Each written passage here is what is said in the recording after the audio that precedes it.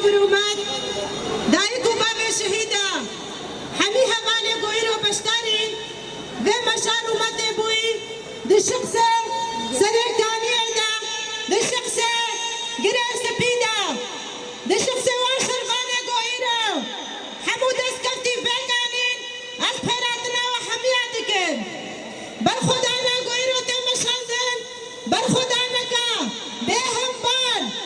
دينا بريرو تمشانزن همالو لسريكاني او تشتا قويرو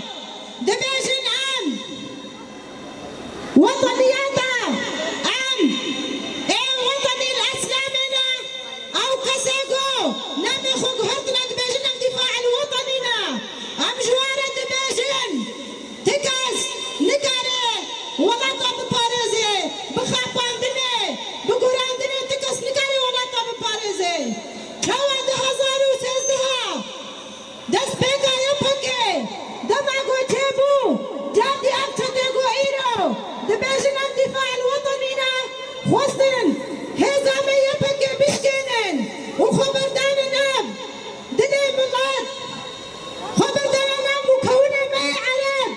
دقوتن يبكي كفارن دقوتن يبكي لسروي أخي أبناهي لنعمي محابكن لا بني مناطقو داعش حواندن جادي وي مناطي باقر لهزا يبكي جادي وي مناطي باقر لهزا يبجي جبالكو أو كسي هاتي نام وناكي جباي تخريبا قو حميد بيك هاتي يبرنا هفدو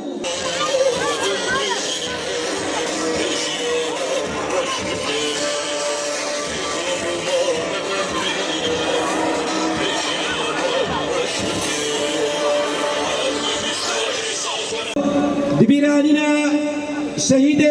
رومتي شهيد سريكاني ام بجناخو تطوينن جبوتي كوشينا حمود جباكا موقلما قول باكر روجلاتي سوري ام دبيجن بيجيج برخدانا ورا بيجيج برخدانا ورا بيجيج برخدانا ورا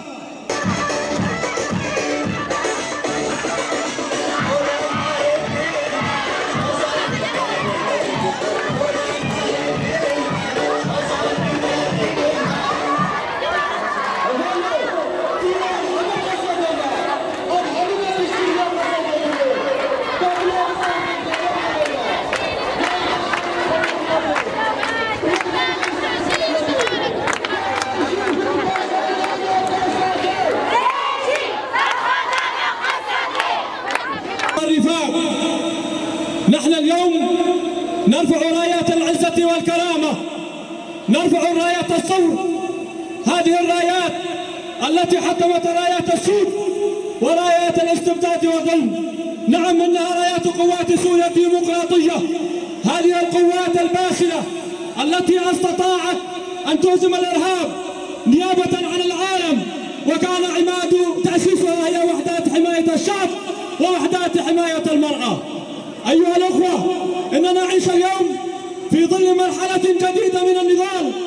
لا يمكن أن ننحني عن مشروعنا الديمقراطي في بناء سوريا ديمقراطية، ولا يمكن أن نتنازل أو نتخاذل للعهد الذي عهدناه على أنفسنا لشهداء الأبرار.